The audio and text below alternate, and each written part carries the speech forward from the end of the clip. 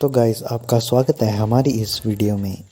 आप में से बहुत से लोगों का ये क्वेश्चन है कि हम डीमन स्लेयर को अपलोड क्यों नहीं कर रहे हैं। हम डीमन स्लेयर के चैप्टर को दूसरे चैनल में अपलोड कर रहे हैं क्योंकि गाइस आपको पता ही है कि इस चैनल पे हमारी 2 स्ट्राइक आ चुकी हैं। अगर एक और स्ट्राइक आई तो हमारा चैनल टर्मिनेट हो जाएगा। और आपको ये तो पता ही है कि बहुत से एनिमे रिलेटेड चैनल टर्मिनेट हो चुके हैं। तो गाइस ये सब छोड़ो, ये इस वीडियो का मेन टॉपिक नहीं है। तो गाइस जैसा कि आपने थंबनेल में देखा, हम आज इंडियन मांगा को एक्सप्लेन करेंगे। तो चलो आपका ज़्यादा टाइम वेस्ट ना करते हुए हम इस वीडियो को स्टार्ट करते हैं। सो हेलो गाइस, हम इस चैप्टर की स्टार्टिंग में देखते हैं कि 5 लोगों को छत के ऊपर उल्टा लटकाया होता है और उन सभी के ब्लड को मिक्स करके ज़मीन पर एक सिंबल बनाया होता है।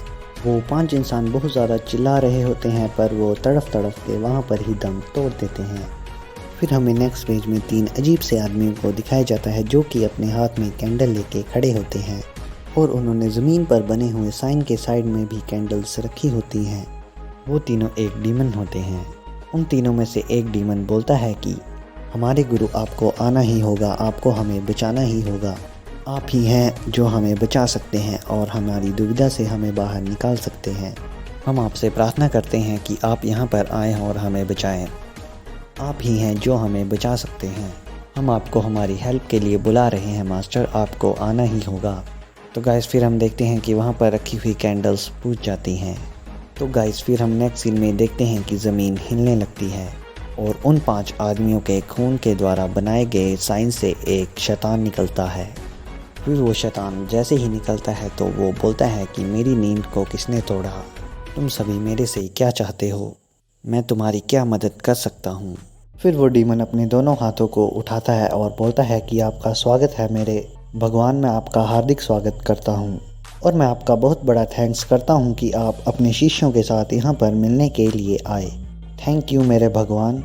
और मेरे भगवान, आप डीमंस के किंग हैं और नर्क के भी राजा हैं और वहाँ पर अपना रूल चलाते हैं और इस दुनिया में आपके बहुत ज़्यादा भक्त हैं। पर मैं आपको एक बात बताना चाहता हूँ, इस दुनिया में आपके कोई दुश्मन भी हैं और हमें उनसे अपना बदला लेना ही होगा। और इस वक्त मेरे दिल में बदले की भावना है और इस वक्त मेरी रगों में सिर्फ बदले का खून ही दौड़ रहा है और अभी मेरे हाथ भी उनको मारने के लिए तड़फ रहे हैं। फिर वो शैतान बोलता है कि बदला, जो भी बदले की भावना से पैदा हुआ है मैंने उसे नर्क में पकाया है। और सुनो, मैं सिर्फ डीमंस का राजा हूँ और उन्हें वेपन्स देता हूँ और साथ ही साथ मैं उनको शक्तियाँ भी देता हूँ।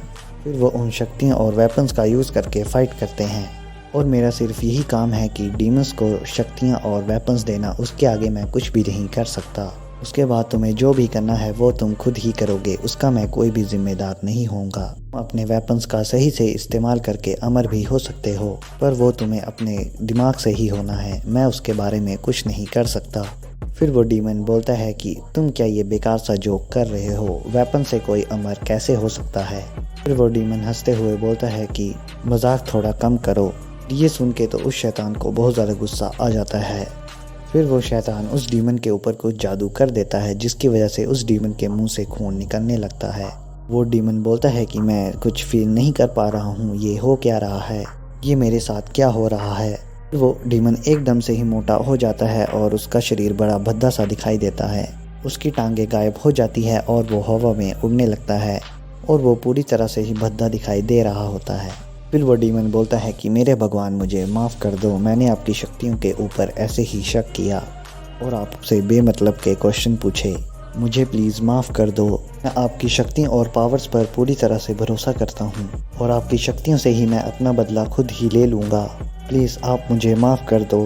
फिर वो शैतान बोलता है कि अब क्या हुआ, अब तो तुम्हें समझ आ ही गया होगा, मैं तुम्हें इस बार बख्श रहा हूँ पर आगे से ऐसी गलती कभी भी मत करना। पर गाइस फिर हम देखते हैं कि उस डीमन की शक्ल पूरी तरह से चेंज हो गई होती है और उसकी बॉडी शेप भी पूरी तरह से बिगड़ गई होती है। फिर वो डीमन बोलता है कि थैंक यू, आपने मुझे बख्श दिया, अब आप मेरे ही भगवान हैं। फिर वो डीमन पूरी तरह से बदल जाता है और ज़ोर ज़ोर से हंसने लगता है। वो थोड़ी देर तक तो ऐसे ही हंसता रहता है। फिर हमें नेक्स्ट सीन में बहुत से एनिमल्स को दिखाया जाता है जो कि इधर उधर भाग रहे होते हैं।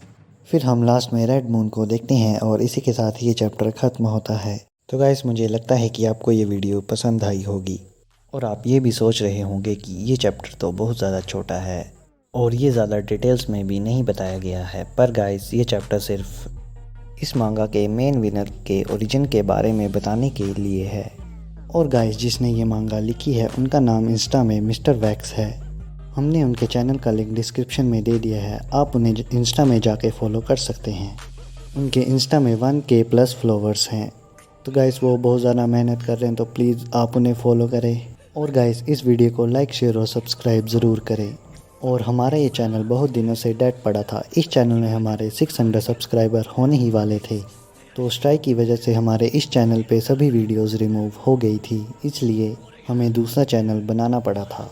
और अगर आपको और वीडियो चाहिए तो हमारे चैनल को सब्सक्राइब करें और हमें इंस्टाग्राम में भी फॉलो कर लें। और गाइस मैं आपसे एक मदद चाहता हूँ, आप में से कोई भी हमारे लिए एक इंट्रो बना सकता है।